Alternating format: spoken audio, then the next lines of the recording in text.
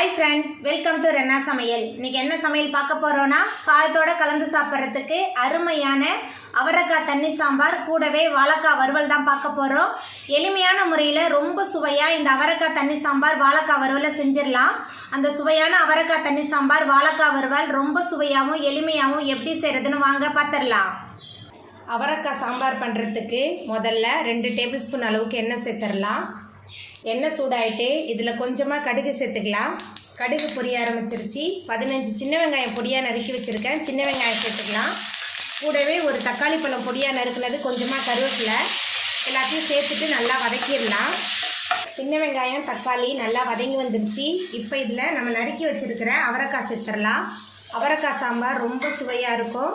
அவரைக்காவை சேர்த்துட்டு நல்லா வதக்கிடலாம். கொஞ்சம் நேரம் இந்த எண்ணெயிலே நல்லா வதங்கணும். அவரைக்காய் நல்லா வதக்கிடலாம். அவரைக்காவை சேர்த்துட்டு கொஞ்சம் நேரத்துக்கு நல்லா வதக்கியாச்சு. இப்போ இதில் 2 டேபிள் ஸ்பூன் அளவுக்கு சாம்பார் தூள் சேர்த்துக்கலாம். கூடவே 1 ஸ்பூன் அளவுக்கு மஞ்சள்தூள், சாம்பாருக்கு தேவையான அளவுக்கு உப்பு எல்லாத்தையும் சேர்த்துட்டு நல்லா கலந்து விட்டுடலாம். சாம்பார் தூள் உப்பு எல்லாமே சேர்ந்து நல்லா கலந்தாச்சு. இப்போ இதில் அவரைக்காய் வேகிறதுக்கு தேவையான அளவுக்கு தண்ணி சேர்த்துடலாம். தண்ணி சேர்த்துட்டு நல்லா கலந்து விட்டாச்சு. இப்போ ஒரு மூடி போட்டு வேக வச்சிடலாம். அவரைக்காய் நல்லா வெந்து வரட்டும்.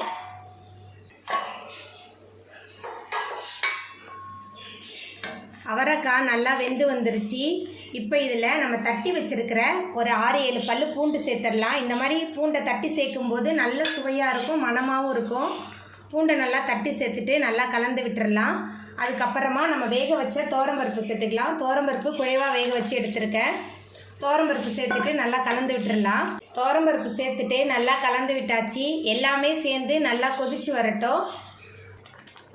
அவரைக்காய் சாம்பார் நல்லா கொதிக்க ஆரம்பிச்சிருச்சு. இப்போ இதில் மேலால் கொஞ்சமாக பெருங்காயத்தூள் சேர்த்துக்கலாம். அதுக்கப்புறமா கொத்தமல்லி தழை தூவிடலாம். கொத்தமல்லி தழை தூவிட்டு கலந்து விட்டுடலாம். கொத்தமல்லி தழை தூவிட்டு நல்லா கலந்து விட்டாச்சு. நம்மளோட சுவையான அவரைக்காய் தண்ணி சாம்பார் சூப்பராக ரெடி ஆகிட்டு.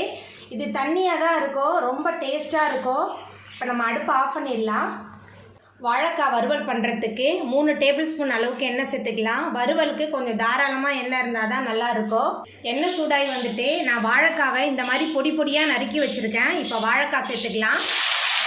உங்களுக்கு வெங்காயம்லாம் வேணும்னா நீங்கள் வெங்காயம் சேர்த்துக்கோங்க. நான் வெங்காயம்லாம் சேர்க்கல, நான் வாழைக்காய் மட்டும்தான் சேர்க்குறேன். வாழைக்காய் சேர்த்துட்டு நல்லா கலந்து விட்டுடலாம். வாழைக்காய் எண்ணெயில் நல்லா வதங்கி வரணும். நல்லா வதக்கிடலாம். வாழைக்காய் நல்லா எண்ணெயில் வதங்க ஆரம்பிச்சிருச்சு. இப்போ இதில் நம்ம மசாலா தூள்லாம் சேர்த்துக்கலாம். தனி மிளகாய் தூள் 1.5 டேபிள் ஸ்பூன் சேர்க்குறேன். மஞ்சள்தூள், சோம்புத்தூள் சேர்த்துக்கலாம். சோம்புத்தூள் சேர்க்கும்போது நல்ல மணமாக இருக்கும். அதுக்கப்புறமா உப்பு சேர்த்துக்கலாம். சேர்த்துட்டு எல்லாத்தையும் நல்லா கலந்து விட்டு வதக்கலாம். நம்ம சேர்த்த மசாலா வாழைக்காய் ரெண்டுமே சேர்ந்து நல்லா கலந்து வதங்கிட்டு இருக்கு. இப்போ இதில் கொஞ்சமாக கருவேப்பிலை சேர்த்துக்கலாம். அதுக்கப்புறமா பெருங்காயத்தூள் சேர்த்துக்கலாம். உங்களுக்கு வேணும்னா நீங்கள் பூண்டு சேர்த்துக்கோங்க. நான் பூண்டு சேர்க்கல, இன்றைக்கி பெருங்காயத்தூள் மட்டும்தான் சேர்க்குறேன். சேர்த்துட்டு மறுபடியும் எல்லாத்தையும் நல்லா கலந்து விட்டு வதக்கலாம். இது எண்ணெயிலே நல்லா வதக்கி செய்யும்போது தான் நல்ல சுவையாக இருக்கும். வாழைக்காவெல்லாம் நல்லா கலந்து விட்டு எண்ணெயிலே நல்லா வதக்கியாச்சு. நம்மளோட சுவையான வாழைக்காய் வறுவல் ரொம்ப சூப்பராக ரெடி ஆகிட்டு. இப்போ நம்ம அடுப்பு ஆஃப் பண்ணிடலாம். அவ்வளோதாங்க, ரொம்ப சுவையான அவரைக்காய் தண்ணி சாம்பார் வாழைக்காய் வறுவல் சூப்பராக ரெடி ஆகிட்டு. இந்த சுவையான அவரைக்காய் தண்ணி சாம்பார் வாழைக்காய் வறுவலை நீங்களும் உங்கள் வீட்டில் செஞ்சு பாருங்கள். இந்த வீடியோ உங்களுக்கு பிடிச்சிருந்தா லைக் பண்ணுங்கள், ஷேர் பண்ணுங்கள், கமெண்ட் பண்ணுங்கள், சப்ஸ்கிரைப் பண்ணுங்கள். அப்படியே பக்கத்தில் உள்ள பெல் பட்டனையும் கிளிக் பண்ணிடுங்க. நன்றி.